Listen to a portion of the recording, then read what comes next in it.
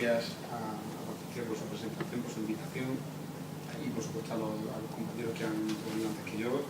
Supongo que la hora y la intensidad de las intervenciones, sobre todo por lo que estas dos últimas para mí han sido impresionantes.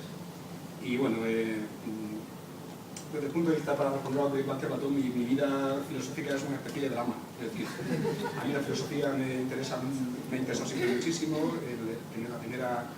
El primer contacto, digamos, con la filosofía de Gustavo Bueno, con el materialismo filosófico, fue muy temprana y fue el primero de carrera, vamos, cuando cae en las manos de uno de los ensayos o uno de los capítulos de los ensayos materialistas, que se llamaba Implantación gnóstica e implantación política de la filosofía. Y cuando uno ahí encuentra una comparación absolutamente brillante de estas tan propias de Bueno entre Plotino y Wittgenstein, por ejemplo, pues claro, uno se hace filósofo, o por lo menos quiere hacerse filósofo para comprender todo eso. Claro, el resto de los ensayos materialistas yo creo que en esa época no estaba muy a mi alcance, pero sí que tenía la capacidad, y sigue teniendo la obra de Gustavo Bueno la capacidad de mover vocaciones filosóficas. La mía ha sido una de ellas. Bueno, no he desarrollado productivamente demasiado esta vocación filosófica, lo cual no quiere decir que mundanamente no me desempeñe en ocasiones, pues también como puedo, ¿no?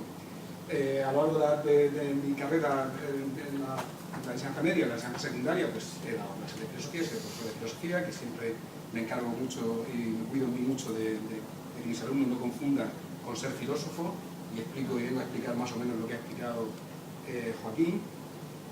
Y ahora, pues desde hace algún tiempo, pues estoy en funciones burocráticas, que ahora hablaremos un poco de esto, en la administración educativa y precisamente en el servicio de atención a la diversidad, que ya se ha olvidado Joaquín de lanzar alguna puya por ahí, aprovechando que yo pasaba por aquí. Bien, y además, como sabía que mi intervención iba sobre educación, pues, y como yo sabía que él sabía, pues también en mi intervención hay algunas referencias a este tema. Bueno, yo que no tengo muchísimo menos la brillantez ni la soltura de Gustavo Bueno, que se plantaba delante de la clase o del auditorio y sin mover nada más que las manos así de vez en cuando, como decía antes Pepe López Martí, nos dejaba a todos con la boca abierta. No tengo esa capacidad ni tampoco siquiera la de mis compañeros que acaban de intervenir, pues yo sí que voy a leer, a medio leer lo que he escrito, porque, en fin, yo me tengo que aclarar escribiendo, pero una vez que me he aclarado, me meto en otras cosas, me disperso en el mundo de la burocracia, pues entonces después tengo que recordar lo que he escrito, que en el momento en el que lo escribía, pues sí que consideraba que era correcto. Bien. Bueno, primero quiero decir que el motivo por el que elegí el tema al que se refiere el título de mi intervención, esto de educación para qué, pues fue un poco accidental, fue un poco... Mi intención inicial era, y es, dedicar mi tiempo a la cuestión de hasta qué punto una filosofía materialista de la educación podría inspirar, guiar o orientar políticas educativas significativas, aplicables en el presente a nuestro sistema educativo, por mucho que la potencia crítica de la teoría política del materialismo filosófico y su diagnóstico acerca de España, del que ha hablado admirablemente Arribana, pues pudieran llevarnos a extremos cercanos al escepticismo y al pesimismo con respecto al futuro de nuestra nación. No quiero decir que sea una actitud reprochable, ni muchísimo menos, porque como acabamos de ver, está filosóficamente fundamentada, ¿no? Pero, en cualquier caso, y retomando un poco, ¿verdad?, esa actitud de Bueno de defiendo a España, igual que bebo agua, defiendo a España porque soy español, independientemente de que sea filósofo, pues querría plantear esa cuestión. ¿A qué punto eso es posible, una filosofía materialista de la educación que pudiera cambiar el mundo, como hemos dicho antes, que pudiera ser un tratado no de medicina política, pero es un tratado de medicina de política educativa, ¿verdad? Y que pudiese, ya digo, inspirar políticas educativas significativas en nuestro presente. Y bueno, y lo que pasó fue que como el artículo que tenía entre manos cuando Patricio me pidió que pusiera un título era precisamente el artículo, coge una conferencia de Gustavo Bueno, y se titula ¿Educación para qué?, pues simplemente le dije ese es el título y ese fue el título que se puso a la charla.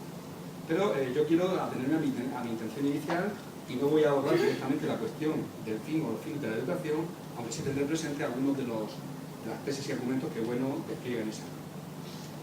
Bueno, evidentemente, y como lo sabía porque venía Joaquín antes, yo voy a partir de esa distinción que él ha explicado admirablemente entre filosofía mundana y filosofía académica, incluyendo o añadiendo la referencia a ese doble movimiento del regressus y del progressus, ¿verdad?, en qué consiste el paso de la una a la otra y que ya fue ejercitado y tematizado, como ha dicho Joaquín también, por el fundador de la filosofía académica, por Platón.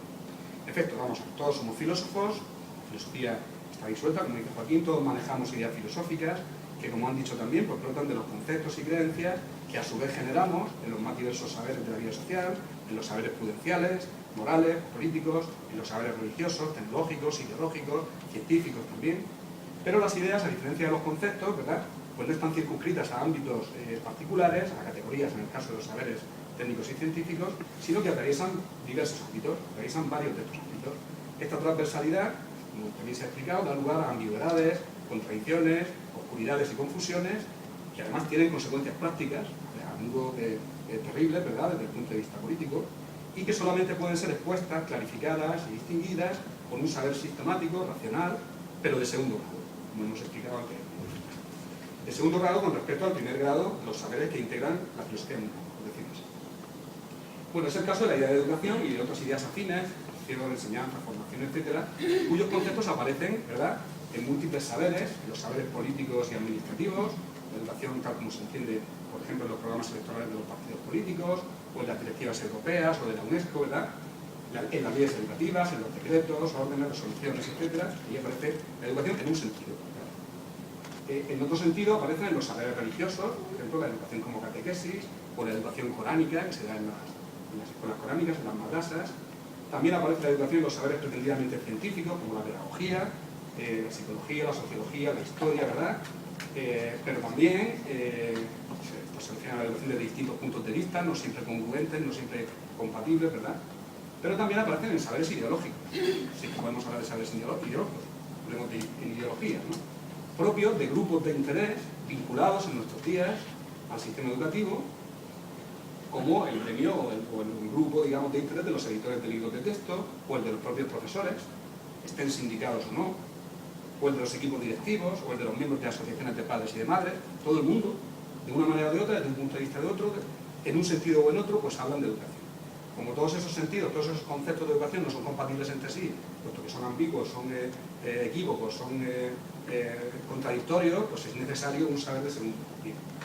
Entonces, una filosofía materialista de la educación debe partir, como ha dicho en la fase apagógica a la que se refería Joaquín, debe partir de esos fenómenos educativos, pero no, y esto aparece muy bien en el Cenón de Platón, ¿verdad?, pero no de un pretendido acceso directo a ellos, a esos fenómenos a partir de la observación, es decir, como si dándonos vueltas por las aulas o por los centros o por las guarderías o por los ministerios fuésemos a comprender, digamos, la naturaleza o lo que es la educación. No. La filosofía materialista de educación tiene que, siguiendo el lema platónico de la segunda navegación, ¿verdad?, pues mirar críticamente, la fase crítica, a los logoi, ¿verdad?, a los discursos, a los conceptos y a las teorías propios de estos saberes para elevarse o regresar a la comprensión de lo que Platón llamaba, y es un concepto que también retoma continuamente, sistemáticamente, Gustavo Bueno, la simploqué, ¿verdad?, el entrelazamiento de la idea de educación, en este caso, y de otra serie de ideas con las que la idea de educación forma sociedad. La idea esta de que las ideas se relacionan unas con otras, con de distinta naturaleza, pero forman, por decirlo así, sociedad. Como por ejemplo, esto aparece también en otro de los artículos de Gustavo Bueno, el de identidades y educación, ¿verdad?, la perspectiva de un filósofo, las ideas de cultura, para que está íntimamente relacionada, llegue después de esa relación, pues puede dar lugar a múltiples discusiones, ¿verdad?, y a sentar determinadas tesis, y a tomar partido por determinadas tesis y no por otras, o la idea de persona, fundamental, también, evidentemente. Aquí una teoría de teorías acerca de la educación, pues podría, digamos, referirse o tomar como punto de partida esa clasificación de las ideas de persona, las 6 ideas de persona con pertinencia en el presente, que Gustavo Bueno desarrolla o explica en el sentido de la vida, ¿verdad?, sobre la idea de persona. Por supuesto también, alguna relación hay que establecer entre la idea de educación y la idea de Estado, ¿verdad?, o la idea de ciencia, como hemos dicho anteriormente, etc. Bueno, es evidente que una parte de esta tarea ya la han llevado adelante el propio Gustavo Bueno, en escritos y conferencias sobre esta temática, que son de obligada lectura, como esta que da título a la intervención, o como la de identidades y educación que acabo de mencionar, y también toda una serie de escritores, autores, pensadores, de diversas disciplinas, entre los que destaca evidentemente, como ha hecho referencia anteriormente, nuestro amigo Joaquín Robles, en cuyos textos sobre la educación para la ciudadanía, o sobre las pretensiones de cientificidad de la pedagogía, o sobre la influencia de Rousseau en la educación, pues hay elementos esenciales de lo que sería esta filosofía materialista de la educación. Claro, pero nuevamente tenemos el problema de que hay, lo mismo que pasa con los conceptos de filosofía académica, pues los filosofemas, digamos, de la filosofía materialista de la educación, pues están dispersos en distintas obras de Gustavo Bueno y de otros. Entonces sería necesario extender, profundizar y sistematizar esta filosofía crítica de la educación, en primer lugar, como he dicho anteriormente, exponiendo el sistema de teorías alternativas con relevancia para el presente, con el que debe inscribirse la filosofía materialista de la educación y, como ha señalado también Joaquín, los criterios que subyacen a esa clasificación, a la crítica materialista, para sus tesis, sus compromisos partidistas, ¿vale?, por decirlo así, en los que ancla esta crítica materialista. Para partir de ahí, pues, también, y una vez asegurada la exhaustividad, digamos, de la clasificación, pues demostrar la superioridad dialéctica de la filosofía crítica por su capacidad para dar cuenta, responder y triturar el resto de teorías alternativas. Afortunadamente no se me puede pedir que en el ratillo que me queda yo haga todo esto. Bueno, igual sería una buena idea para una tesis. Yo me limitaré a recordar una distinción que es imprescindible en toda teoría filosófica acerca de la educación, acerca de cualquier tema, que es la distinción entre lo que Bueno llama el momento formal y el momento material de la idea. Así, quiero también insistir, quiero también subrayar, quiero recordar la doble necesidad, por un lado, de evitar la hipóstasis formalista, ¿verdad?, de la dimensión o del aspecto del momento formal, y por otro lado, la tendencia a atenerse exclusivamente al momento material, esto es, a los contenidos concretos que constituyen las materias prácticas de la educación. Estos dos momentos, lo explicaremos, hay una relación dialéctica entre ellos, pero tan erróneo sería atenerse exclusivamente al momento formal. Ahora veremos a qué consecuencias intelectuales, políticas, filosóficas da lugar este reduccionismo formalista, pero también hay que evitar el otro error consistente en atenerse exclusivamente a los contenidos de la educación. Bien, la consideración de la idea de educación desde su momento formal tiene que ver con los aspectos genéricos. Prácticamente son paráfrasis de textos de Gustavo Bueno en identidades y educación. No quiero pensar que penséis que es una elaboración propia, ¿no? Está más o menos parafraseado. Tiene que ver con los aspectos genéricos que pueden ser determinados en los diversos procesos específicos, heterogéneos entre sí, de la educación. Entonces, todo lo que puede llamarse educación, pues hay unos aspectos genéricos que valen para todos los procesos educativos, ¿vale? Y también tienen que ver con los procesos de aprendizaje, tiene una dimensión etológica, también hay la distinción entre lo educativo y lo etológico y el aprendizaje. ¿Por qué? ¿Y por qué hay estos aspectos genéricos? Pues porque todos estos procesos educativos tienen que ver siempre con un campo distributivamente organizado en torno a sujetos individuales. Bueno, insiste en que no se educa a una población, sino a los individuos que la componen. Igual que sucede con la medicina, igual que sucede con la alimentación, otros procesos que uno pone como analogía. Claro, estos sujetos individuales han de ser tomados como elementos de clases estadísticas. Y por tanto el enfoque formal siempre podrá hacer resaltar magnitudes susceptibles de ser correlacionadas entre sí, que apunten a regularidades fenoménicas, que a su vez pueden apuntar o no a determinadas estructuras o procesos causales. En este momento formal, como es sabido, inciden disciplinas que emplean metodologías experimentales o estadísticas, como la psicología, incluida la neuropsicología, pero también la sociología y la economía de la educación, cuyos resultados no pueden ser ignorados por cuanto la educación, que incorpora siempre aprendizajes, constituye un conjunto de procesos imprescindibles para la continuidad efectiva de cualquier grupo social que se tome como referencia y, en el caso de grupos que son estados, que son sociedades políticas, para la eutaxia, para el buen orden, para la recurrencia, ¿verdad?, en el tiempo de una sociedad política. Bien, claro, una filosofía materialista de la educación tiene que evitar esta necesidad de la educación, que digamos tiene una raíz etológica, ¿verdad?, para la continuidad o recurrencia de la supervivencia de todo grupo social, se configure como un fin en sí mismo e inspire un enfoque formalista desaforado que nos pudiera llevar a lo que en ese artículo en Educación para que Gustavo Bueno llama, con esa gracia y con esa capacidad para acuñar expresiones no simplemente pregnantes, sino con un contenido filosófico detrás. Lo que Gustavo Bueno, el enfoque formalista desaforado de la educación, el poner el énfasis sobre todo en el momento formal de los procesos de la educación, que son momentos genéricos, que son procesos, son aspectos genéricos de todos los procesos educativos, pues eso da lugar a lo que Bueno llama, nos puede llevar a la exaltación lisológica sublime de la educación, que está presente, ahora explicaremos esto de lo lisológico. Él llama exaltación lisológica sublime de la educación a una especie de artificio retórico que está presente, ¿verdad?, en multitud de discursos políticos, en multitud de discursos administrativos también, en las declaraciones de la UNESCO, etc. Es decir, hace falta más educación.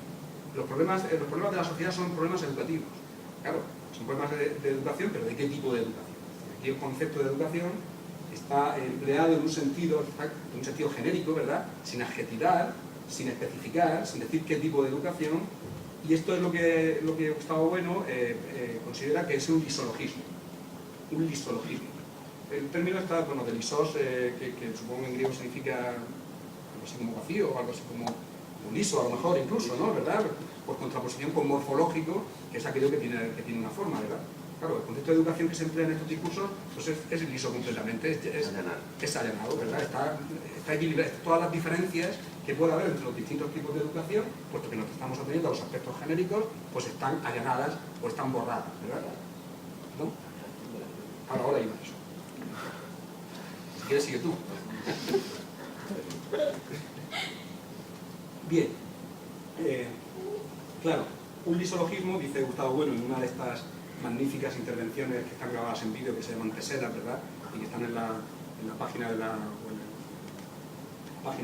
Fundación Gustavo Bueno, concretamente en la tesela 111, ¿verdad?, donde explica lo que son los lisologismos, que pues dice que un lisologismo es una figura patológica del pensamiento, como puede ser un paralogismo, ¿verdad?, un tipo de falacia, ¿verdad?, por la cual las especies, como decía, como me apuntaba Joaquín, quedan anegadas por el género. Quedan borradas sus diferencias, las diferencias entre los distintos tipos de educación, e incluso quedan borradas, sobre todo, las incompatibilidades que, por la materia de la educación, pueda haber entre unos tipos de educación y otros, ¿verdad? Normalmente, cuando se utiliza este concepto lisológico de educación, la pregunta ¿para qué educación?, pues solo puede contestarse, a su vez, lisológicamente. A saber, con conceptos de fines, ¿verdad?, de objetivos o de fines, igualmente genéricos y vacíos, como hace falta más educación para que impere la justicia, hace falta más educación para que aumente el bienestar, hace falta más educación para que los seres humanos sean libres.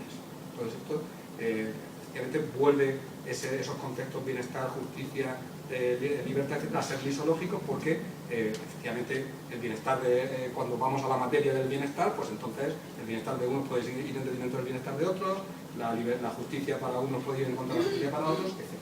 Son términos vacíos, son términos patológicos, son figuras patológicas del pensamiento que la filosofía crítica tiene la misión de deshacer, ¿verdad? Bien. Claro, el telón de fondo, digamos, de todos estos conceptos es ese otro gran lisologismo que sería el hombre, ¿verdad? El hombre, tal como aparece en la Declaración Universal de los Derechos Humanos, el hombre sin discriminación, sin acepción de raza, sexo, cultura, religión, y el hombre abstraído de todas esas determinaciones históricas, culturales, políticas, lingüísticas, etcétera, biológicas también, ¿verdad? Pues esto, ¿qué hombre es este? No sabemos qué hombre es. Evidentemente algo tiene que haber común a todos los hombres, pero ese algo no tiene efectividad práctica, ese algo es meramente una conceptualización, una abstracción, aunque tenga una base, el fundamento de la realidad, sería, digamos, la individualidad orgánica, ¿verdad? Sería a su vez el fundamento de la ética, etc. No vamos a estar ahí por ese camino. Ahora bien, esta reducción formalista que tanto ha preocupado y que con razón, evidentemente, a la filosofía materialista, se puede empezar a conjurar ya desde dentro del propio enfoque formal. Cuando reparamos en que además de la distributividad, ¿verdad?, del campo, en el sentido de que todos los individuos en principio ahí están, son iguales, ¿verdad?, los individuos que han de ser educados, hay otra característica formal de la educación, de toda educación, digamos, que es la normatividad, y la referencia a normas. Si hablásemos de aprendizaje en un sentido teológico, hablaríamos de rutinas, pues cuando hablamos de educación como algo específicamente humano, hablamos de normas, ¿verdad?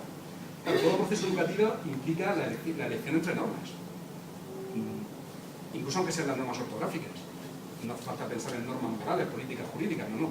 Normas lingüísticas, evidentemente. Por lo que la educación no es nunca un proceso neutro, sino que está siempre afectado por un coeficiente axiológico, por una referencia a valores. Y estas normas o valores, como también hemos estado señalando, pues no son caídos del cielo, o no son emanados de la conciencia pura ni del sujeto trascendental, sino que son normas y valores exitosos, normas y valores victoriosos, ¿verdad?, en los procesos de la vida social, no más que se han impuesto. De ahí lo redundante y formal de la apelación, ¿verdad?, a la educación en valores. Primero, como si hubiera educación que no fuera en valores, que no presupusiera valores, y segundo, sin decir a continuación, sin especificar cuáles son las tablas de valores por las que se opta, aquellas que se desechan, aquellas a las que se enfrentan, y sobre todo, otro aspecto fundamental, cómo se han de aplicar esas tablas de valores a los contenidos y a las materias capaces de encarnar esas mismas tablas. Claro, esto abre necesariamente el paso, esta doble consideración de la característica de la distributividad, pero sobre todo la característica de la normatividad, abre el paso, abre el camino a la consideración de la educación desde sus momentos o aspectos materiales. Es decir, a la consideración de los contenidos específicos de los procesos educativos, que como hemos dicho son diversos, heterogéneos y a menudo incompatibles entre sí, o en todo caso no acumulables, frente a esa idea, ¿verdad?, que es también de la sofística, del saber politécnico, del saber polimático, de una especie de saber universal por acumulación de saberes particulares. Claro, este ideal que inspiró los programas educativos de la Unión Soviética, de esta idea del hombre nuevo que debía, también del anarquismo, que debía asumir todos los saberes, pues esto es completamente absurdo a día de hoy, y supongo que ya entonces, pues porque evidentemente no hay tiempo en la vida de un hombre para acumular todos esos saberes, además de que esos saberes, en la medida en que algunos de ellos tengan sus raíces en lenguas o sean saberes que hagan referencia a lenguas, pues supondría que un hombre tendría que aprender todas las lenguas, y esto pues es completamente absurdo. Claro, la clasificación de los contenidos materiales de la educación debe tener en cuenta las circunstancias requeridas para que pueda darse el proceso educativo, el proceso educacional distributivo. Y estas circunstancias, pues o bien se refieren a los contenidos distribuibles, a los contenidos normados, a aquello que se enseña, ¿verdad?, o bien se refieren a los propios individuos que han de ser capaces de asimilar esos contenidos. La consideración material tiene que hacer referencia a las circunstancias en las que se producen los procesos educativos, y esas circunstancias tienen que ver con los contenidos y con los propios sujetos que han de ser analizados. Claro, los contenidos son íntegramente contenidos culturales, y los individuos, al menos en nuestra sociedad, son por institución jurídica personas. Por tanto, la materia de la educación debe quedar clasificada en dos grandes ámbitos. Digamos, la educación cultural o educación del individuo en el seno de determinados contenidos culturales, que a su vez se clasificarían en, siguiendo un poco una reflexión que hace Gustavo Bueno sobre la definición de Taylor, sobre la idea de cultura, en categorías culturales, por ejemplo, la agricultura, el saber agrícola o económico, la lengua, el saber lingüístico, las matemáticas, la física, la geografía, la religión, que son contenidos culturales, perdón, categorías culturales. O también se podría clasificar los contenidos culturales en esferas culturales, y así pues diríamos que el individuo se educaría en la cultura azteca, en la cultura clásica, en la cultura hispánica, en la cultura catalana o gallega. Bien, eso por lo que se refiere a la relación entre cultura y educación. Evidentemente, como los individuos que han de ser educados son personas, pues la otra dimensión, la otra materia, digamos, el otro ámbito en el que quedaría clasificada la materia de la educación, pues sería la educación personal o la educación del individuo en el proceso ontogenético de su constitución como persona. Bueno, aquí es donde es pertinente toda la reflexión a la que ha hecho referencia Joaquín sobre Protágoras y sobre la educación del hombre, la educación del ciudadano, etc. Entonces no voy a entrar. Bien, quienes se han ocupado de la educación desde las premisas del materialismo filosófico, empezando por el propio Gustavo Bueno, y lo hemos visto aquí también, han insistido mucho en que las relaciones entre los aspectos formales y los materiales, así como las relaciones entre los aspectos culturales y los personales, no son meras aplicaciones de los unos en los otros, sino que son relaciones dialécticas que implican conflictos e incompatibilidades. Hemos hecho hincapié. El paso del momento formal al momento material no consiste en la aplicación o determinación de un sentido genérico a uno específico, como quien dice, aplica el concepto de triángulo al triángulo equilátero, ¿verdad? Y al isósceles y al escaleno. No se puede simplemente aplicar en un sentido genérico de educación, especificarlo señalando que que esto es educación en la cultura clásica, pongamos por caso, sino que implica, como hemos dicho, el enfrentamiento de unos contenidos específicos respecto de otros y la consiguiente necesidad, a la que tenéis hecho referencia, de optar o tomar partido. Y es aquí, en este paso, donde se declinan las diversas respuestas a la pregunta ¿educación para qué? No le dimos responder educación para la formación técnica de los ciudadanos que responder educación para la formación humanística. No le dimos responder educación orientada a la inmersión lingüística de los ciudadanos españoles en inglés que responder educación para la inmersión lingüística de los catalanes en catalán o de los paraguayos en guaraní. Y esta necesidad de tomar partido es propia ante todo, esto en relación con el tema burocrático que tengo y esta necesidad de tomar partido es propia, obviamente, ante todo de la autoridad educativa, planificadora, que se ocupa de la educación, al menos de la educación reglada en nuestro país, en nuestro presente. Me ha gustado bueno una cita un poco larga, pero que no quiero dejar de ¿cómo vamos? Dice Gustavo Bueno, creo que en educación para qué. Un ministerio de educación no puede planificar como si estuviera flotando en el vacío, a fin de desprenderse de todo partidismo sectario y mirando con absoluta libertad al género humano del que forma parte la población sometida a su jurisdicción. El Ministerio de Educación no puede legislar poniendo su vista, digamos así, elevando la vista al cielo y pensando en el género humano, sino que, y sin embargo esta parece ser la perspectiva de los legisladores demócratas cuando preparando la ley de educación parecen estar pensando en el proceso de desarrollo de las infinitas virtualidades contenidas en cada uno de los ciudadanos del futuro. Lo entre comillas porque debe ser una cita tomada o de la LOE o de la LOCSE o de alguna de las últimas leyes. Y entonces, esto es lo que yo solo dice, un Ministerio de Educación ha de comenzar definiendo las coordenadas de la sociedad de su jurisdicción. Ha de saber que esta sociedad está determinada históricamente entre otras sociedades y que los objetivos de cualquier ley de educación no pueden referirse tanto a los componentes genéricos de la sociedad, tales como su humanidad, sino a los componentes específicos e históricos y a su estado actual en el presente, tal como se aparecerá a los restantes ministerios. El Ministerio de Educación está siempre involucrado con otros ministerios, con el Ministerio de Fomento, con el Ministerio de Economía, con el Ministerio de Cultura, con el Ministerio de... Claro, y aquí es donde viene, digamos, la parte más de mi cosecha, anterior a sobre todo de exposición de la digamos, lo esencial, digamos, de una... que está recogido en los textos de una filosofía materialista de la educación, y ahora está lo que yo quiero... Claro, la necesidad de conjurar esta exaltación lisológica de la educación mediante esta insistencia en el carácter dialéctico de las relaciones entre los aspectos formales y materiales ha servido de base a potentes críticas materialistas de ciertos saberes ideológicos, políticos y pedagógicos, inspiradores de las últimas leyes y políticas educativas durante el periodo democrático, que han podido considerarse, desde el punto de vista del materialismo, estas leyes educativas y estas políticas como profundamente distáxicas, ¿verdad?, en el curso histórico de España como nación.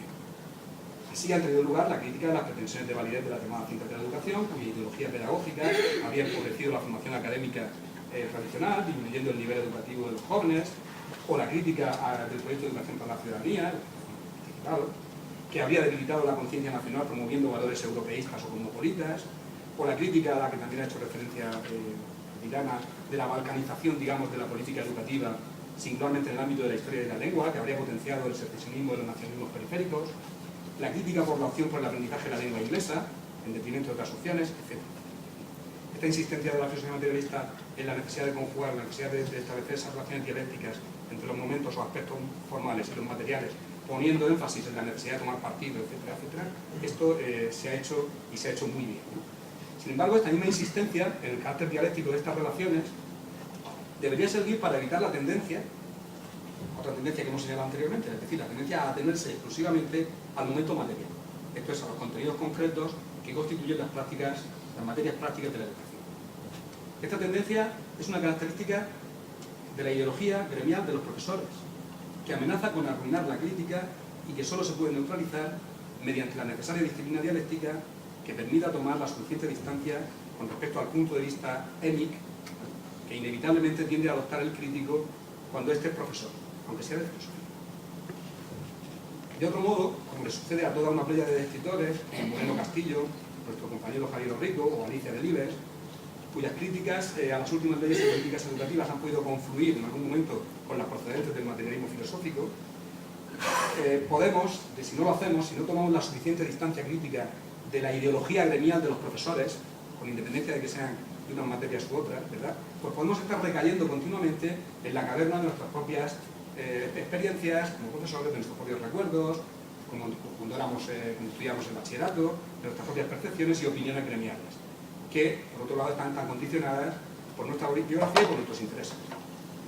Esto, a mi juicio, le sucede a algunos de los que he citado de una manera muy evidente. No se puede encontrar ni un solo dato en sus textos muy polémicos, muy interesantes desde el punto de vista de la argumentación, etcétera, pero que adolecen, a mi juicio, de limitaciones muy claras y las limitaciones van a consistir, como voy a explicar a continuación, en que dejan de lado algunos saberes que se atienen a un momento formal de la educación y que no se pueden dejar.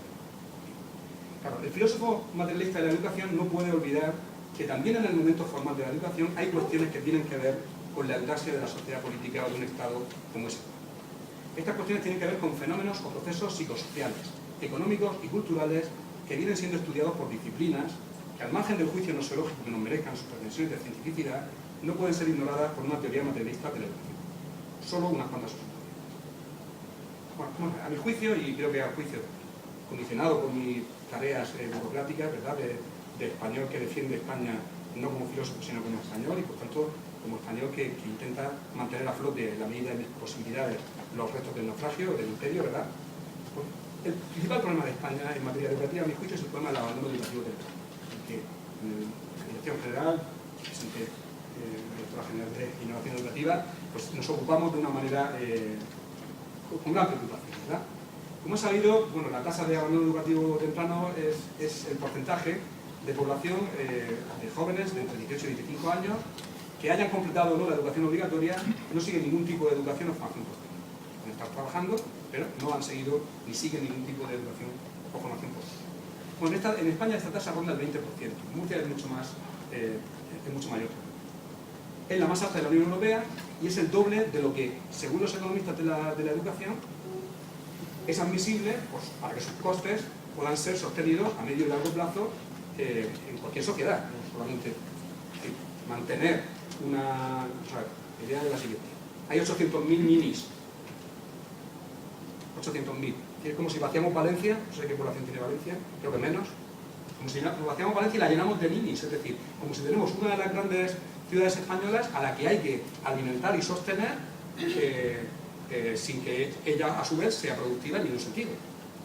En ningún sentido que no sea los trabajos de baja cualificación, que también son necesarios evidentemente, en ningún sentido sostenible desde el punto de vista de la relación entre los costes a corto y medio plazo y los beneficios que se necesitan. Bueno, los costes del abandono temprano, tanto desde el punto de vista de los individuos que abandonan, como del conjunto de la sociedad son muy sustanciales. Las estimaciones acerca del impacto del abandono sobre la inserción laboral en cuestiones que afectan a la participación en el mercado de trabajo, la probabilidad de encontrar empleo, la estabilidad del mismo empleo, los salarios y la productividad de estos jóvenes que abandonan con respecto a los que no abandonan. El hecho de tener el bachillerato ya es un predictor de la estabilidad del trabajo que vas a poder encontrar. El bachillerato, un ciclo de grado medio, una formación posobligatoria, que es de lo que se trata y es a lo que apunta el objetivo de reducción de la tasa de abandono educativo. Bueno, los costes y las estimaciones del impacto económico que tiene pues son aterradores. Claro, pero todavía van más allá las estimaciones que hacen los economistas de la educación. Y alcanzan aspectos, a base de la estadística, aspectos individuales, como el nivel de salud y la esperanza de vida, y aspectos sociales, como la tasa de criminalidad, los costes para el erario público, menor recaudación impositiva, mayor propensión a utilizar ayudas públicas, etc. Y los costes sociales indirectos, ¿verdad?, por la pérdida de externalidades positivas derivadas de un mayor nivel formativo o de una menor productividad del trabajo. Es decir, la pérdida de externalidades positivas es lo que se deja de ingresar, con respecto a lo que se habría ingresado si esos jóvenes hubiesen tenido una formación posobligatoria. Bueno, es obvio, y esto es indiscutible, que las causas de este fenómeno pues, son variadas y no son solamente determinantes. Algunas tienen que ver con variables personales, como el sexo y la procedencia. Si la procedencia es extranjera, como la del 12% del alumnado no universitario en España, pues entonces el riesgo o la probabilidad de abandono se duplica.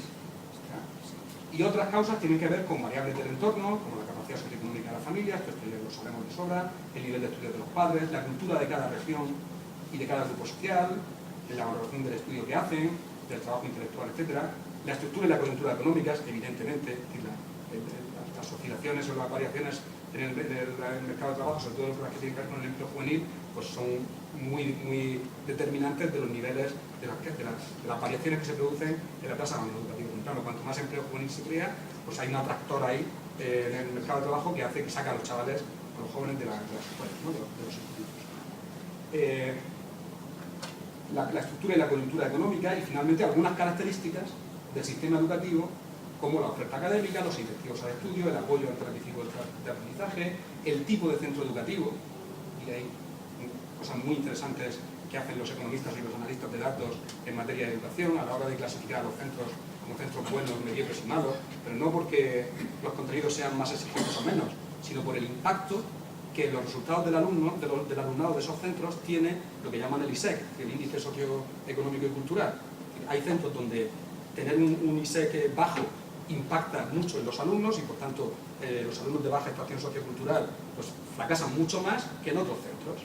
En España solo el 5% de la... Perdón, en España solo... No, en España era más. Estoy un poco de memoria. En Murcia solo el 5% del alumnado está escolarizado en centros buenos. El resto lo está en centros mediocres y malos. Entendiendo por buenos, malos y mediocres, insisto, el impacto, o hecha esa distinción en función del impacto que el ISEC del alumno y de la familia y del entorno tiene sobre el rendimiento del alumno. Y todos los centros son iguales. Y no por nada, sino porque sus prácticas educativas son diferentes. Unos lo hacen mejor, otros lo hacen mejor. Y esto también se puede ver después si voy a acabar. Claro, tengan el peso que tengan, estas últimas variables son las que tienen que ver con el fracaso escolar y son aquellas sobre las que una política educativa pues puede incidir. No podemos modificar la estructura económica, no podemos influir sobre la coyuntura económica del sistema educativo, quizás sí, pero sobre todo sobre lo que podemos incidir es sobre la intervención educativa, sobre lo que se hace en los centros para que los mediocres sean buenos y los malos sean mediocres y después pasen a ser buenos. Bueno, esta intervención debe tener lugar sobre la base de una comprensión científica, y pongamos todas las comillas que queramos, de las características de los individuos y de sus capacidades y dificultades de aprendizaje. El riesgo de fracaso escolar y el fracaso escolar como tal son más frecuentes entre el alumnado que llamamos con necesidad específica de apoyo educativo. Este alumnado representa el 15% del alumnado no universitario. Y de ellos, más del 40% son alumnos con dificultades como la dislexia, la discalculia, los trastornos específicos del lenguaje o el TDAH famoso. Bueno, se estima, y aquí hay variaciones, que solo la dislexia podría estar detrás de entre el 20 y el 40% del fracaso escolar del alumnado en España. Y que en el 90% de los casos se diagnostica cuando ya está. Es decir, cuando el alumno ya o está a punto de fracasar o ha fracasado o ha tirado. La dislexia no es un problema, como voy a explicar, no es un problema de hablar solamente de la dislexia, sino de lo que ahora hablamos como las funciones ejecutivas del cerebro, las disfunciones ejecutivas. Y no es un problema cognitivo, no son tontos, no tienen un coeficiente de inteligencia inferior al tuyo o al mío o al de cualquiera de los que estamos aquí. Tienen un problema de determinados circuitos neuronales que con una determinada adaptación, que a veces es simplemente digamos hacer el puente del canal fonológico y que lo que el niño en lugar de leer, pues simplemente tú se lo lees, pues con eso el niño entiende y de la otra manera no entendería. Y otras adaptaciones muy sencillas. Y no sea algo parecido a ponerse las gafas.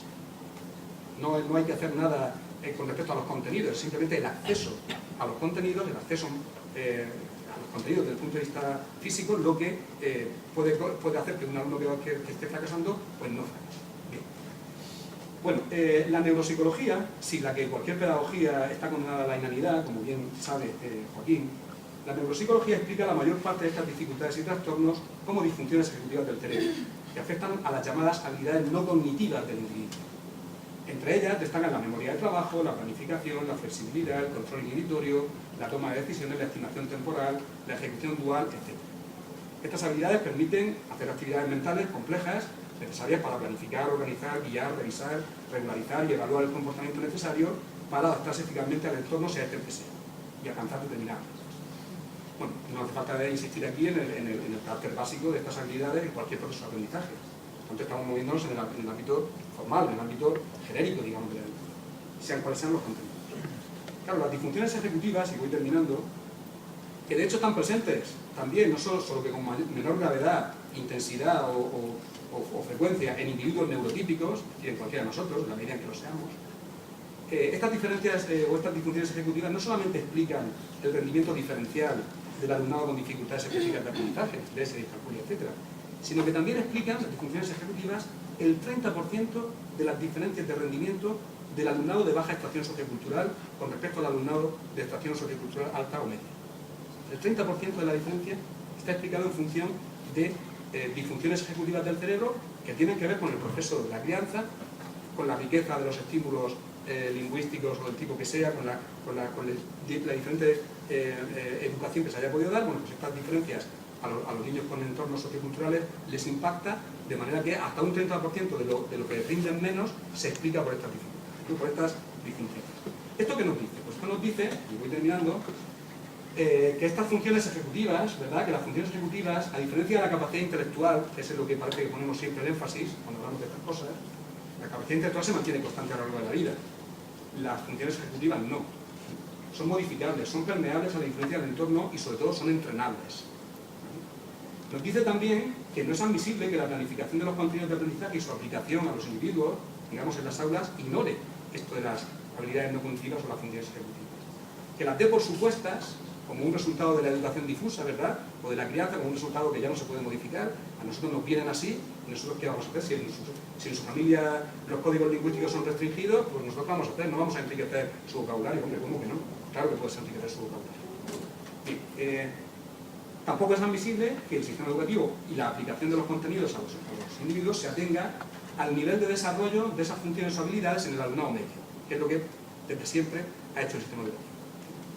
Ha funcionado con el alumnado medio, es decir, con el alumnado que tiene un nivel medio de desarrollo de esas funciones ejecutivas y también de su capacidad intelectual. Es decir, no ha sido capaz de responder, como bien sabemos, ni al alumnado con altas capacidades, ni al alumnado que está por debajo con dificultades de aprendizaje, ya sean debidas a este tipo de problemas neuropsicológicos o ya sean debidas a problemas de sociocultura. Claro, no es admisible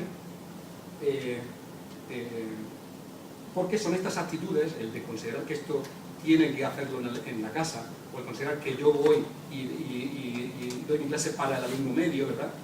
Esto lo único que hace es, y estas son actitudes arraigadas en la cultura pedagógica tradicional del profesorado, son estas actitudes las que están contribuyendo, no solamente ellas, pero también ellas, junto con otros factores, a la situación que nos muestran los datos inaceptables de repetición de cursos, de bajas tasas de graduación en educación secundaria y de titulación en enseñanzas posobligatorias. Hay una parte de la explicación de la situación del sistema educativo español que tiene que ver con la cultura pedagógica tradicional que ha desdeñado, también por ignorancia, evidentemente, también por ignorancia, ha desdeñado este trabajo en el ámbito de las funciones ejecutivas del cerebro, de las habilidades no cognitivas, se ha centrado en lo cognitivo. Si el alumno aprende o no aprende esto que yo le estoy diciendo y que si no me lo memoriza y me lo reproduce tal cual, pues entonces no está aprobado, y si se ha equivocado y ha cometido 3 faltas de ortografía, pues entonces está suspenso, cuando la ortografía es algo completamente, optativo, algo completamente ridículo. Es decir, una reforma ortográfica del español, pues se acaba con las faltas de ortografía mañana. No, evidentemente, es que ha habido reformas ortográficas del español. ¿O no las ha habido? Bien, puede haberlas. Si con esto nos quitamos un problema, ¿verdad? Pues, ¿por qué no? Bien. Sí, también puedo reformar la también, claro. Bueno, pues lo único que digo es que las neurociencias, la psicología del aprendizaje y la economía y la sociología de la educación llevan décadas convergiendo en una nueva pedagogía que nada tiene que ver con el hombre de paja al que muchos han dirigido sus críticas. Otros, con un andamiaje filosófico mucho menos sistemático y mucho menos potente que el del materialismo filosófico, y estoy pensando, por ejemplo, ya se las caracteriza de esa manera, en José Antonio Marina y sus colaboradores, ¿verdad? Otros, como él, hace algún tiempo que ya se han dado cuenta de esto, que la confluencia de las neurociencias, la psicología del aprendizaje, la economía y la sociología de la educación nos pueden dar pautas para una nueva pedagogía. Y ellos, de hecho, están trabajando en la empresa de una nueva teoría filosófica de la educación que aliente esa nueva pedagogía y una reforma de la política educativa. Una teoría de la educación, por tanto, con una proyección práctica y política que les ha llevado a proponer el famoso libro blanco, ¿verdad?, de la profesión docente y su entorno escolar, y que con independencia del juicio noseológico que nos merezca esta empresa, e incluso con independencia del juicio moral que nos merezcan los intereses que puedan estar detrás, ¿verdad? Pues el materialismo filosófico, entiendo yo, no puede mirar para otro lado, no puede circunscribir su teoría de la educación al momento material de la idea de educación, sino que debe desplegar todo su arsenal de conceptos para responder, dar cuenta y en su caso triturar esta, la marina y otras teorías de la educación con vigencia en el presente. No creo que sea ingenuo ni estúpido esperar en el progreso de esa filosofía materialista de la educación hacia los fenómenos de la constelación educativa en nuestro país, orientaciones prácticas para mejorar nuestra política educativa, evitando ese escepticismo o ese pesimismo sobre el futuro de nuestro país que a menudo, desgraciadamente, nos invade.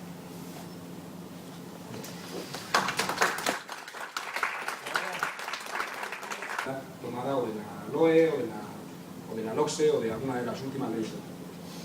Entonces, esto es lo que yo suelo decir, un Ministerio de Educación ha de comenzar definiendo las coordenadas de la sociedad de su jurisdicción. Ha de saber que esta sociedad está determinada históricamente entre otras sociedades y que los objetivos de cualquier ley de educación no pueden referirse tanto a los componentes genéricos de la sociedad, tales como su humanidad, sino a los componentes específicos e históricos y a su estado actual en el presente, tal como se aparecerá a los restantes ministerios. El Ministerio de Educación está siempre involucrado con otros ministerios, con el Ministerio de Fomento, con el Ministerio de Economía, con el Ministerio de Cultura, con el Ministerio de... Claro, y aquí es donde viene, digamos, la parte más de mi cosecha, posterior a esta sobre todo exposición de la digamos, lo esencial, digamos, de una... que está recogido en los textos de una filosofía materialista de la educación, y ahora está lo que yo quiero... Claro, la necesidad de conjurar esta exaltación lisológica de la educación mediante esta insistencia en el carácter dialéctico de las relaciones entre los aspectos formales y materiales ha servido de base a potentes críticas materialistas de ciertos saberes ideológicos, políticos y pedagógicos, inspiradores de las últimas leyes y políticas educativas durante el periodo democrático, que han podido considerarse, desde el punto de vista del materialismo, estas leyes educativas y estas políticas como profundamente distáxicas, ¿verdad?, en el curso histórico de España como nación.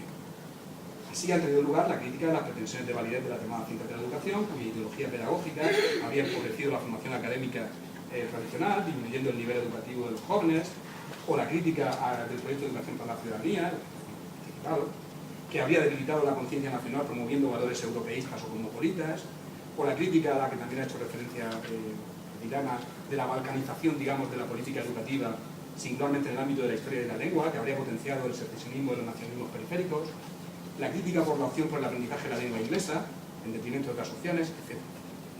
Esta insistencia de la filosofía materialista en la necesidad de conjugar, la necesidad de establecer esas relaciones dialécticas entre los momentos o aspectos formales y los materiales, poniendo énfasis en la necesidad de tomar partido, etcétera, etcétera, esto se ha hecho y se ha hecho muy bien, ¿no? Sin embargo, esta misma insistencia en el carácter dialéctico de estas relaciones debería servir para evitar la tendencia, otra tendencia que hemos señalado anteriormente, es decir, la tendencia a atenerse exclusivamente al momento material, esto es, a los contenidos concretos que constituyen las materias prácticas de la educación. Esta tendencia es una característica de la ideología gremial de los profesores, que amenaza con arruinar la crítica y que solo se puede neutralizar mediante la necesaria disciplina dialéctica que permita tomar la suficiente distancia con respecto al punto de vista émic que inevitablemente tiende a adoptar el crítico cuando éste es profesor, aunque sea de filosofía.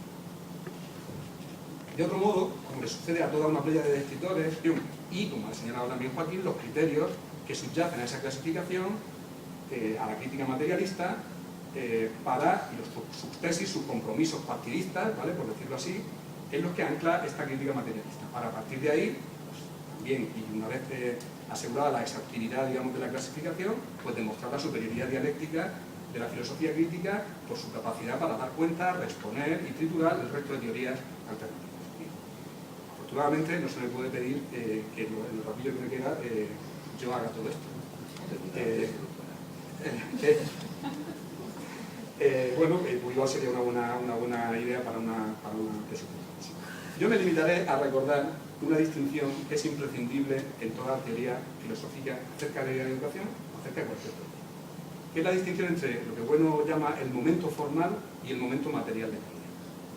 Así, quiero también insistir, quiero también subrayar, quiero recordar la doble necesidad, por un lado, de evitar la hipóstasis formalista, ¿verdad?, de la dimensión o del aspecto del momento formal, Y, por otro lado, la tendencia a atenerse exclusivamente al momento material, que expresa los contenidos concretos que constituyen las materias prácticas de la educación.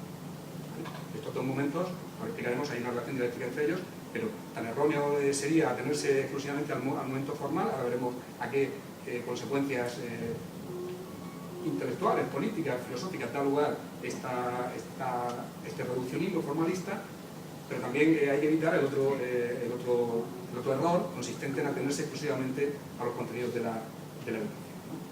Bien, la consideración de la idea de educación desde su momento formal tiene que ver con los aspectos genéricos. Prácticamente son paráfrasis de textos de Gustavo Bueno en Identidades y Educación. No quiero pensar que penséis que es una elaboración propia, ¿no? Está más o menos parafraseado. Tiene que ver con los aspectos genéricos que pueden ser determinados en los diversos procesos específicos, heterogéneos entre sí, de la educación. Todo lo que puede llamarse educación, pues hay unos aspectos genéricos que valen para todos los procesos educativos, ¿vale? Y también tienen que ver con los procesos de aprendizaje, tiene una dimensión etológica. Mira, hay la distinción entre lo educativo y el aprendizaje.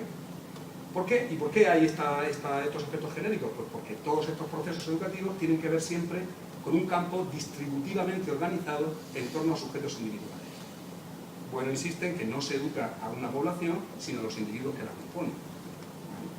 Igual que sucede con la medicina, igual que sucede con la alimentación, otros procesos que uno pone como analogía. Claro, estos sujetos individuales han de ser tomados como elementos de clases estadísticas. Y por tanto el enfoque formal vía materialista de la educación. Y, como ha señalado también Joaquín, los criterios que subyacen a esa clasificación, a la crítica materialista, para sus tesis, sus compromisos partidistas, ¿vale?, por decirlo así, es lo que ancla esta crítica materialista. Para a partir de ahí, pues, también, y una vez asegurada la exhaustividad, digamos, de la clasificación, pues demostrar la superioridad dialéctica de la filosofía crítica por su capacidad para dar cuenta, responder y triturar el resto de teorías alternativas. Afortunadamente no se me puede pedir que en el ratillo que me queda yo haga todo esto. Bueno, igual sería una buena idea para una tesis. Yo me limitaré a recordar una distinción que es imprescindible en toda teoría filosófica acerca de la educación, acerca de cualquier tema. Que es la distinción entre lo que Bueno llama el momento formal y el momento material de la idea. Así, quiero también insistir, quiero también subrayar, quiero recordar la doble necesidad, por un lado, de evitar la hipóstasis formalista, ¿verdad?, de la dimensión o del aspecto del momento formal, y por otro lado, la tendencia a atenerse exclusivamente al momento material, que expresa los contenidos concretos que constituyen las materias prácticas de la educación. Estos dos momentos, lo explicaremos, hay una relación dialéctica entre ellos, pero tan erróneo sería atenerse exclusivamente al momento formal. Ahora veremos a qué consecuencias intelectuales, políticas, filosóficas da lugar este reduccionismo formalista, pero también hay que evitar el otro error consistente en atenerse exclusivamente a los contenidos de la educación. Bien, la consideración de la idea de educación desde su momento formal tiene que ver con los aspectos genéricos. Prácticamente son paráfrasis de textos de Gustavo Bueno en Identidades y Educación. No quiero pensar que penséis que es una elaboración propia, ¿no? Está más o menos parafraseado. Tiene que ver con los aspectos genéricos que pueden ser determinados en los diversos procesos específicos, heterogéneos entre sí, de la educación. Todo lo que puede llamarse educación, pues hay unos aspectos genéricos que valen para todos los procesos educativos, ¿vale? Y también tienen que ver con los procesos de aprendizaje, tiene una dimensión etológica. Mira, hay la distinción entre lo educativo y el aprendizaje. ¿Por qué? ¿Y por qué hay estos aspectos genéricos? Pues porque todos estos procesos educativos tienen que ver siempre con un campo distributivamente organizado en torno a sujetos individuales. Bueno, insiste en que no se educa a una población, sino a los individuos que la componen. Igual que sucede con la medicina, igual que sucede con la alimentación, otros procesos que uno pone como analogía. Claro, estos sujetos individuales han de ser tomados como elementos de clases estadísticas. Y por tanto, como el gremio o el grupo, digamos, de interés de los editores de libros de texto o el de los propios profesores, estén sindicados o no. o el de los equipos directivos, o el de los miembros de asociaciones de padres y de madres. Todo el mundo, de una manera o de otra, desde un punto de vista de otro, en un sentido o en otro, pues hablan de educación. Como todos esos sentidos, todos esos conceptos de educación no son compatibles entre sí, puesto que son ambiguos, son equívocos, son contradictorios, pues es necesario un saber de segundo partido. Entonces, una filosofía materialista de la educación debe partir, como ha dicho en la fase apagógica a la que se refería Joaquín, debe partir de esos fenómenos educativos, pero no, y esto aparece muy bien en el Cenón de Platón, ¿verdad?, pero no de un pretendido acceso directo a ellos, a esos fenómenos a partir de la observación, es decir, como si dándonos vueltas por las aulas o por los centros o por las guarderías o por los ministerios fuésemos a comprender, digamos, la naturaleza o lo que es la educación. No. La filosofía materialista de educación tiene que, siguiendo el lema platónico de la segunda navegación, ¿verdad?, pues mirar críticamente, la fase crítica, a los logoi, ¿verdad?, a los discursos, a los conceptos y a las teorías propios de estos saberes para elevarse o regresar a la comprensión de lo que Platón llamaba, y es un concepto que también retoma continuamente, sistemáticamente Gustavo Bueno, la simploqué, ¿verdad?, el entrelazamiento de la idea de educación, en este caso, y de otra serie de ideas con las que la idea de educación forma sociedad. La idea esta de que las ideas se relacionan unas con otras, con de distinta naturaleza, pero forman, por decirlo así, sociedad. Como por ejemplo, esto aparece también en otro de los artículos de Gustavo Bueno, el de identidades y educación, ¿verdad?, la perspectiva de un filósofo, las ideas de cultura, para que está íntimamente relacionada, el pliegue después de esa relación pues puede dar lugar a múltiples discusiones, ¿verdad?, y a sentar determinadas tesis, y a tomar partido por determinadas tesis y no por otras, o la idea de persona, fundamental, también, evidentemente. Aquí una teoría de teorías acerca de la educación pues podría, digamos, referirse o tomar como punto de partida esa clasificación de las ideas de persona, las 6 ideas de persona con pertinencia en el presente, que Gustavo Bueno desarrolla o explica en el sentido de la vida, ¿verdad?, sobre la idea de persona. Por supuesto también alguna relación hay que establecer entre la idea de educación y la idea de Estado, ¿verdad?, o la idea de ciencia, como hemos dicho anteriormente, etc.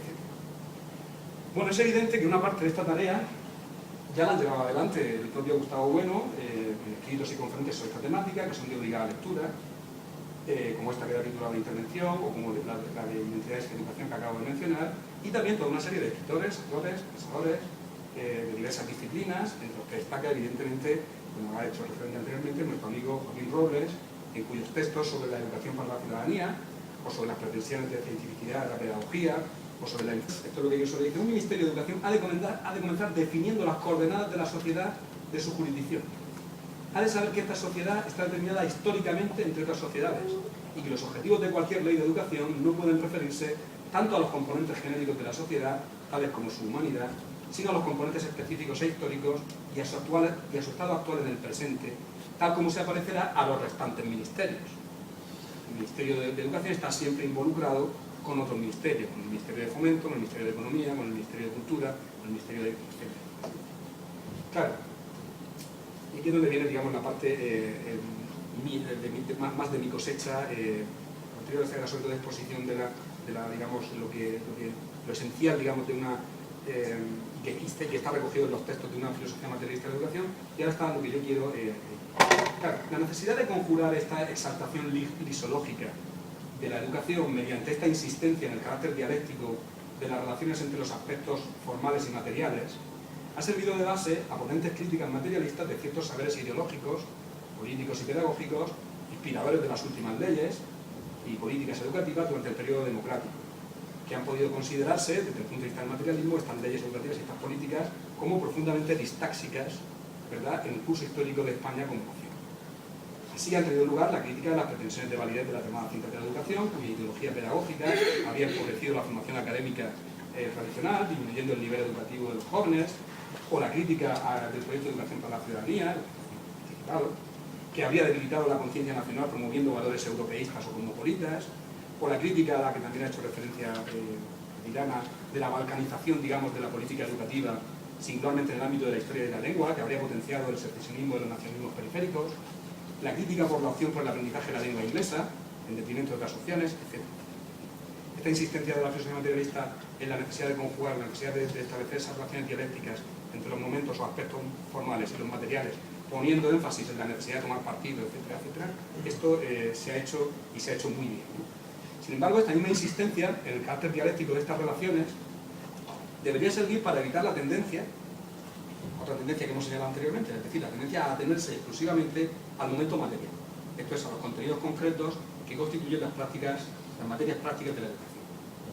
Esta tendencia es una característica de la ideología gremial de los profesores, que amenaza con arruinar la crítica y que solo se puede neutralizar mediante la necesaria disciplina dialéctica que permita tomar la suficiente distancia con respecto al punto de vista émic que inevitablemente tiende a adoptar el crítico cuando éste es profesor, aunque sea de filosofía.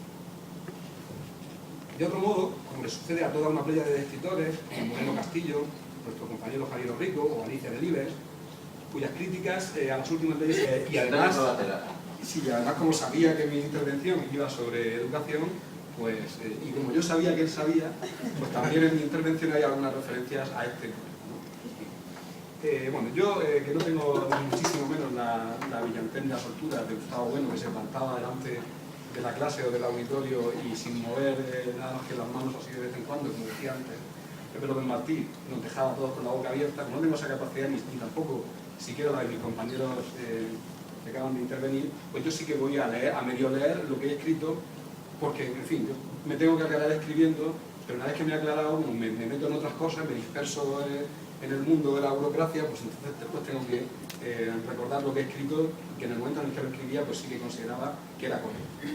Bien. Bueno, primero quiero decir que el motivo por el que elegí el tema al que se refiere el título de mi intervención, esto de educación para qué, pues fue un poco accidental, fue un poco... Mi intención inicial era, y es, dedicar mi tiempo a la cuestión de hasta qué punto una filosofía materialista de la educación podría inspirar, guiar o orientar políticas educativas significativas, aplicables en el presente a nuestro sistema educativo, por mucho que la potencia crítica de la teoría política del materialismo filosófico y su diagnóstico acerca de España, del que ha hablado admirablemente Aguilana, pues pudieran llevarnos a extremos cercanos al escepticismo y al pesimismo con respecto al futuro de nuestra nación. No quiero decir que sea una actitud reprochable, ni muchísimo menos, porque como acabamos de ver, está filosóficamente fundamentada, ¿no? Pero, en cualquier caso, y retomando un poco, ¿verdad?, esa actitud de bueno de defiendo a España, igual que Bego Agua defiende a España porque soy español, independientemente de que sea filósofo, pues querría plantear esa cuestión. ¿Hasta qué punto eso es posible, una filosofía materialista de la educación que pudiera cambiar el mundo, como hemos dicho antes, que pudiera ser un tratado no de medicina política, pero es un tratado de medicina de política educativa, ¿verdad? Y que pudiese, ya digo, inspirar políticas educativas significativas en nuestro presente. Y bueno, y lo que pasó fue que como el artículo que tenía entre manos cuando Patricio me pidió que pusiera un título era precisamente el artículo, coge una conferencia de Gustavo Bueno, y se titula ¿Educación para qué?, pues simplemente le dije ese es el título y ese fue el título que se puso a la charla. Pero yo quiero atenerme a mi intención inicial y no voy a abordar directamente la cuestión del fin o los fines de la educación, aunque sí tendré presente algunos de las tesis y argumentos que Bueno despliega en ese ámbito.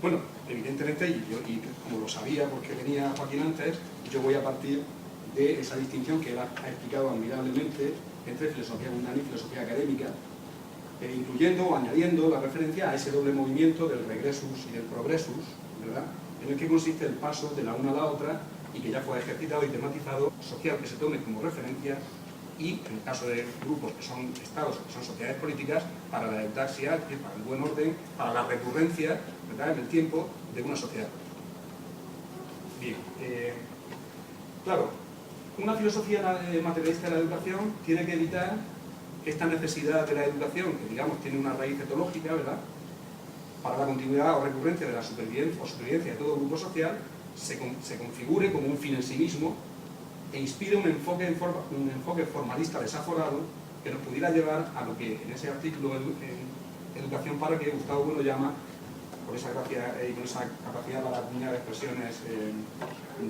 no simplemente pregnantes, sino con un contenido filosófico detrás, lo que Gustavo Bueno, el enfoque formalista desaforado de la educación, el poner el énfasis sobre todo en el momento formal de los procesos de la educación, que son momentos genéricos, que son aspectos genéricos de todos los procesos educativos, pues eso da lugar a lo que Bueno llama, nos puede llevar a la exaltación lisológica sublime de la educación.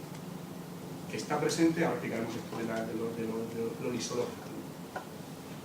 Él llama exaltación lisológica sublime de la educación a una especie de artificio retórico que está presente, ¿verdad?, en multitud de discursos políticos, en multitud de discursos administrativos también, en las declaraciones de la UNESCO, etc. Es decir, hace falta más educación. Los problemas de la sociedad son problemas educativos. Claro, son problemas de educación, pero ¿de qué tipo de educación? Aquí el concepto de educación está empleado en un sentido genérico, ¿verdad?, sin adjetivar, sin especificar, sin decir qué tipo de educación, y esto es lo que Gustavo Bueno considera que es un lisologismo. Un lisologismo. El término está, bueno, de lisos, que supongo en griego significa algo así como vacío, o algo así como liso, a lo mejor incluso, ¿no?, ¿verdad?, por contraposición con morfológico, que es aquello que tiene una forma, ¿verdad? Claro, el concepto de educación que se emplea en estos discursos pues es liso completamente, es allanado, ¿verdad? Está equilibrado. Todas las diferencias que pueda haber entre los distintos tipos de educación, puesto que nos estamos atendiendo a los aspectos genéricos, pues están allanadas o están borradas, ¿verdad? ¿No? Ahora iba eso. Si quieres, sigue tú. Bien. Claro, un lisologismo, dice Gustavo Bueno en una de estas magníficas intervenciones que están grabadas en vídeo, que se llaman teselas, ¿verdad?, y que están en la página de la Fundación Gustavo Bueno, concretamente en la tesela 111, ¿verdad?, donde explica lo que son los lisologismos, que pues dice que un lisologismo es una figura patológica del pensamiento, como puede ser un paralogismo, ¿verdad?, un tipo de falacia, ¿verdad?, por la cual las especies, como decía, como me apuntaba Joaquín, quedan anegadas por el género. La vida de Gustavo Bueno con el materialismo filosófico fue muy temprana, y fue el primero de carrera, vamos, cuando cae en las manos de uno de los ensayos o uno de los capítulos de los ensayos materialistas, que se llamaba Implantación gnóstica e implantación política de la filosofía, y cuando uno ahí encuentra una comparación absolutamente brillante de estas tan propias de Bueno entre Plotino y Wittgenstein, por ejemplo, pues claro, uno se hace filósofo, o por lo menos quiere hacerse filósofo para comprender todo eso. Claro, el resto de los ensayos materialistas yo creo que en esa época no estaba muy a mi alcance, pero sí que tenía la capacidad, y sigue teniendo la obra de Gustavo Bueno la capacidad de mover vocaciones filosóficas. La mía ha sido una de ellas. Bueno, no he desarrollado productivamente demasiado esta vocación filosófica, lo cual no quiere decir que mundanamente no me desempeñe en ocasiones, pues también como puedo, ¿no?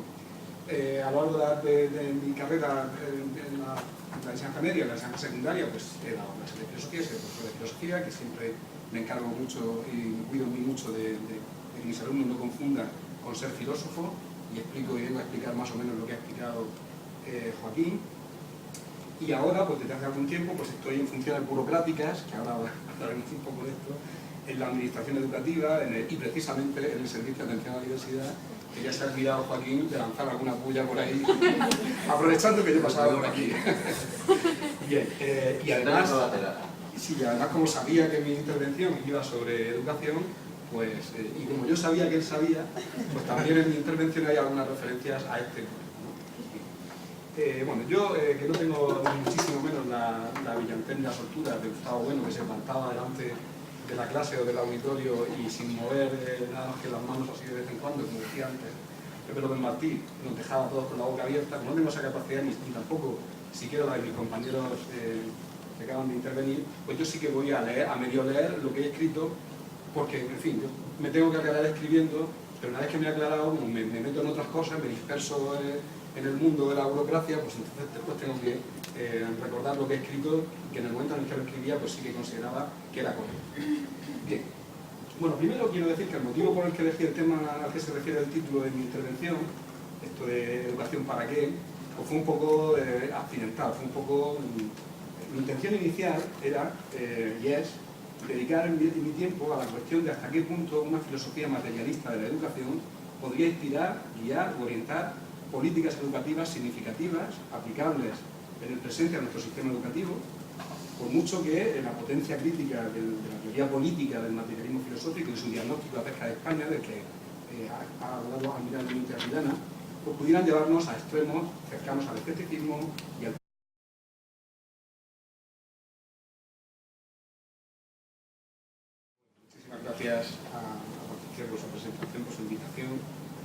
por supuesto, a los compañeros que han intervenido antes que yo. Supongo que la hora y la intensidad de las intervenciones, sobre todo por lo que estas dos últimas para mí han sido impresionantes. Y bueno, desde el punto de vista, para responder a lo que plantea Platón, mi vida filosófica es una especie de drama. Es decir, a mí la filosofía me interesó siempre muchísimo.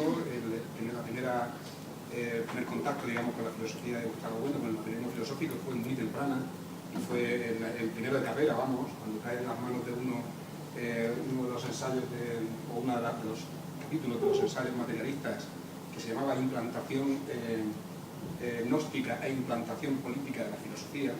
Y cuando uno ahí encuentra una comparación absolutamente brillante de estas tan propias de Bueno entre Plotino y Wittgenstein, por ejemplo, pues claro, uno se hace filósofo, o por lo menos quiere hacerse filósofo para comprender todo eso. Claro, el resto de los ensayos materialistas yo creo que en esa época no estaba muy a mi alcance, pero sí que tenía la capacidad, y sigue teniendo la obra de Gustavo Bueno la capacidad de mover vocaciones filosóficas. La mía ha sido una de ellas. Bueno, no he desarrollado productivamente demasiado esta vocación filosófica, lo cual no quiere decir que mundanamente no me desempeñe en ocasiones, pues también como puedo, ¿no? A lo largo de mi carrera en la enseñanza media, en la enseñanza secundaria, pues he dado clases de filosofía, soy profesor de filosofía, que siempre me encargo mucho y me cuido muy mucho de que mis alumnos no confundan con ser filósofo, y explico y vengo a explicar más o menos lo que ha explicado Joaquín. Y ahora, pues desde hace algún tiempo, pues estoy en funciones burocráticas, que ahora hablaremos un poco de esto, en la administración educativa y precisamente en el servicio de atención a la diversidad, que ya se ha olvidado Joaquín de lanzar alguna puya por ahí, aprovechando que yo pasaba por aquí. Bien, y además, sí, además como sabía que mi intervención iba sobre educación, pues, y como yo sabía que él sabía, pues también en mi intervención hay algunas referencias a este tema. Bueno, yo que no tengo muchísimo menos la brillantez, la soltura de Gustavo Bueno, que se plantaba delante de la clase o del auditorio y sin mover nada más que las manos así de vez en cuando, como decía antes Pepe López Martí, nos dejaba a todos con la boca abierta. Como no tengo esa capacidad ni tampoco siquiera la de mis compañeros que acaban de intervenir, pues yo sí que voy a leer, a medio leer lo que he escrito, porque, en fin, yo me tengo que aclarar escribiendo, pero una vez que me he aclarado, me meto en otras cosas, me disperso en el mundo de la burocracia, pues entonces después tengo que recordar lo que he escrito, que en el momento en el que lo escribía, pues sí que consideraba que era correcto. Bien. Bueno, primero quiero decir que el motivo de comprensión de lo que Platón llamaba, y es un concepto que también retoma continuamente, sistemáticamente Gustavo Bueno, la simploqué, ¿verdad?, el entrelazamiento de la idea de educación, en este caso, y de otra serie de ideas con las que la idea de educación forma sociedad. La idea esta de que las ideas se relacionan unas con otras, con de distinta naturaleza, pero forman, por decirlo así, sociedad. Como por ejemplo, esto aparece también en otro de los artículos de Gustavo Bueno, el de identidades y educación, ¿verdad?, la perspectiva de un filósofo, las ideas de cultura, para que está íntimamente relacionada, que después de esa relación pues puede dar lugar a múltiples discusiones, ¿verdad?, y a sentar determinadas tesis, y a tomar partido por determinadas tesis y no por otras, o la idea de persona, fundamental, también, evidentemente. Aquí una teoría de teorías acerca de la educación pues podría, digamos, referirse o tomar como punto de partida esa clasificación de las ideas de persona, las 6 ideas de persona con pertinencia en el presente, que Gustavo Bueno desarrolla o explica en el sentido de la vida, ¿verdad?, sobre la idea de persona. Por supuesto también alguna relación hay que establecer entre la idea de educación y la idea de Estado, ¿verdad?, o la idea de ciencia, como hemos dicho anteriormente, etc. Bueno, es evidente que una parte de esta tarea ya la han llevado adelante el propio Gustavo Bueno, en escritos y conferencias sobre esta temática, que son de obligada lectura, como esta que da título a la intervención, o como la de identidades y educación que acabo de mencionar, y también toda una serie de escritores, autores, pensadores, de diversas disciplinas, entre los que destaca evidentemente, como ha hecho referencia anteriormente, nuestro amigo Joaquín Robles, en cuyos textos sobre la educación para la ciudadanía, o sobre las pretensiones de cientificidad de la pedagogía, o sobre la influencia de Rousseau en la educación, pues hay elementos esenciales de lo que sería esta filosofía materialista de la educación. Claro, pero nuevamente tenemos el problema de que hay, lo mismo que pasa con los conceptos de filosofía académica, pues los filosofemas, digamos, de de la filosofía materialista de la educación pues están dispersos en distintas obras de Gustavo Bueno y de otros. Entonces sería necesario extender, profundizar y sistematizar esta filosofía crítica de la educación, en primer lugar, como he dicho anteriormente, exponiendo el sistema de teorías alternativas con relevancia para el presente, en el que debe inscribirse la filosofía materialista de la educación y, como ha señalado también Joaquín, los criterios que subyacen a esa clasificación, a la crítica materialista, para sus tesis, sus compromisos partidistas, ¿vale?, por decirlo así, en los que ancla esta crítica materialista. Para a partir de ahí, pues, también, y una vez asegurada la exhaustividad, digamos, de la clasificación, pues demostrar la superioridad dialéctica de la filosofía crítica por su capacidad para dar cuenta, responder y triturar el resto de teorías alternativas. Afortunadamente no se me puede pedir que en el ratillo que me queda yo haga todo esto.